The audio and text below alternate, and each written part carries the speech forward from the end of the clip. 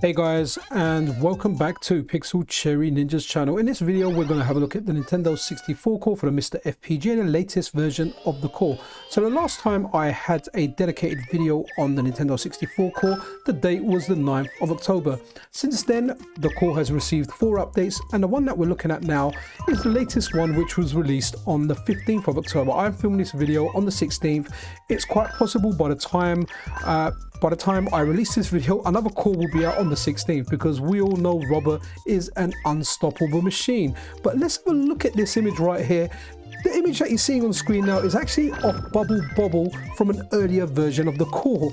It's just amazing to see how far this core has come.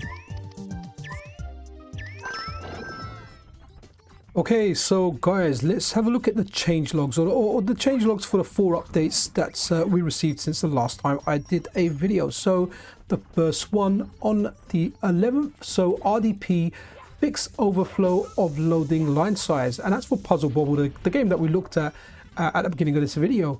And then RDP fix texture fetch coordinates when filtering is off, example Harvest Moon. And I think I've got some Harvest Moon footage, so we will have a look at that. And then the next update we received was on the 13th, so let's have a look at that. So RDP partial redesign of command DMAs using FIFO, preventing fetch of already updated data.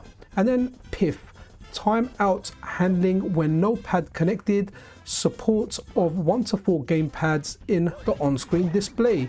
And then PIF don't trigger pad EEPROM communication on SI DMA writes. Okay, and then the next one we received was on the 14th, and that one says RDP copy mode reworked, also writing bit 9 fixes divot artifacts, example Pilot Wings and Mario 64, what you're seeing on screen now. So as far as I know, what divot means is like missing bits. So imagine you've got the floor and there's little bits of graphics missing, and then, well, those graphics are no longer missing. At least that's what I got from doing a quick Google search. And you know guys, I'm wrong sometimes, so if I am, feel free to educate me, always appreciated.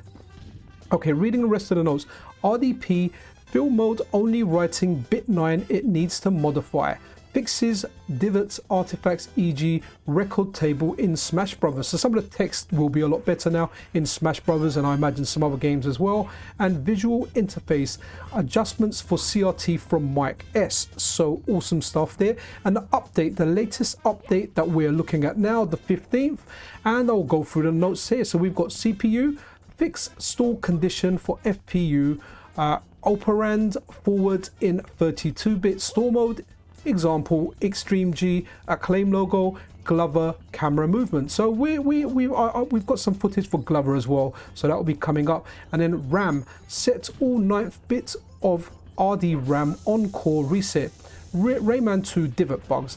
And then VI fix VIH video end guard underflow garbage loading screens, for example in 1080 snowboarding or Rayman 2. And then VI shift image right by VIH video start, for example Banjo-Kazooie. And then pad added new dual modes and analog swap by Kasha CS. Still needs changes in MiSTer main, and those changes may have come because since after the release of this core we did actually get a new MiSTer main, and I think some of like the added features in there were to do with the Nintendo 64. I am actually running the latest main now, so UK time, I'm shooting this video just after 3 o'clock on the 16th of October, and there was a new MiSTer main. But as you can see, this core's just coming along nicely. I mean, I'm not like you guys now, I'm not the most technical guy, so I'm not going to break everything down.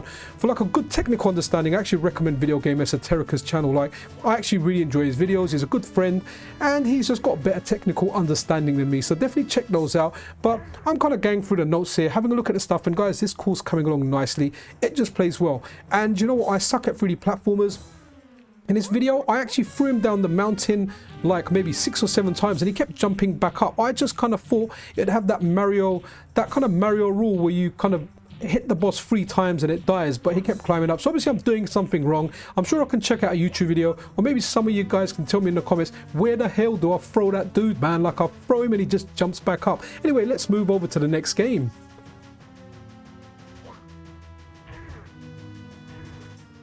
Okay, next up guys, we are looking at Harvest Moon. Now this is a game I'm never ever going to play. I know many people like it and I recognize it's a good game, but my days of picking up rocks and picking up weed in games is over. But I wanted to show this because this was one of the ones that Robert mentioned in one of the updates notes. Can't remember exactly which one, but hey, we just had that on that Mero 64 segment where all the notes were put up on screen and I was reading it like I've just started school for the first time. So yeah, if you want to check Harvest Moon, it was running nice last time and there are some more visual changes that make it even nicer now.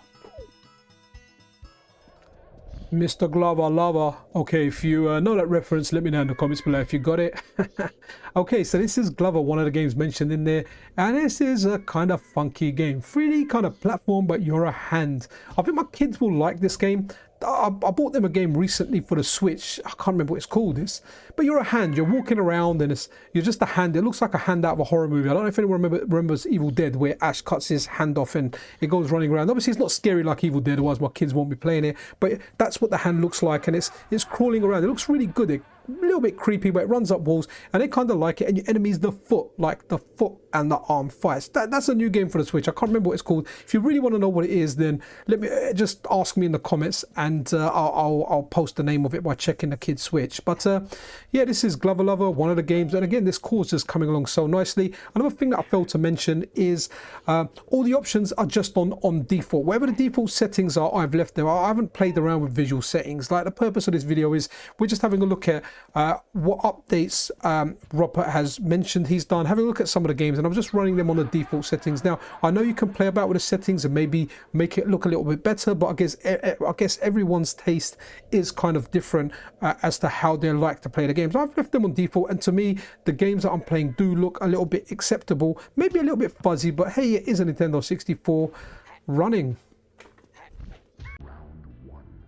Okay, Mortal Kombat Trilogy. So this is one of the games that started working earlier on in the core, but there was visual issues with it. You'd have kind of artifacts at the bottom of the screen, things would disappear, but it was playable. Like, I played it a little bit and it felt good. The worst thing about this game is the Nintendo 64 controller.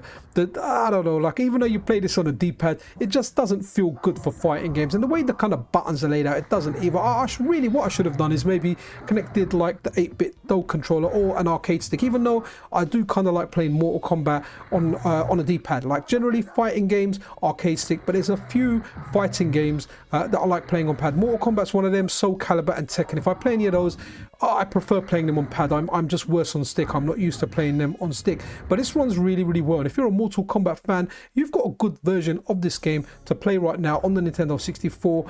It looks good. Now I did actually, I know I said I left everything on default, I did actually try and turn texture filtering off on this, but honestly it really didn't make much of a difference. So I just left everything, like I said, on the default settings. Whatever it is by default is what you're seeing here, and that is everything you're seeing in this video. But Mortal Kombat is still a blast, and yeah, this one's definitely a lot of fun. I think I prefer Mortal Kombat Trilogy to Mortal Kombat 4 because it kind of, it reminds me more of the original Mortal Kombats.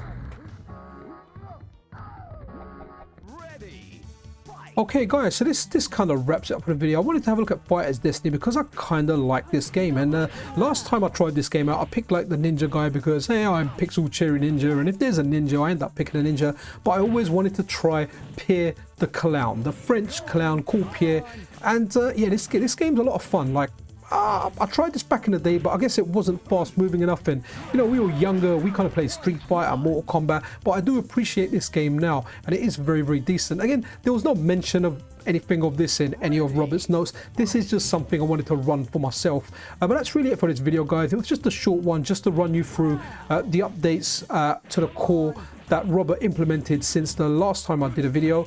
But that's it. Yeah, if you're not subscribed to the channel, then hey, a subscription and a like is super appreciated. Take care of yourself, take care of each other. This is Pixel Cherry Ninja out.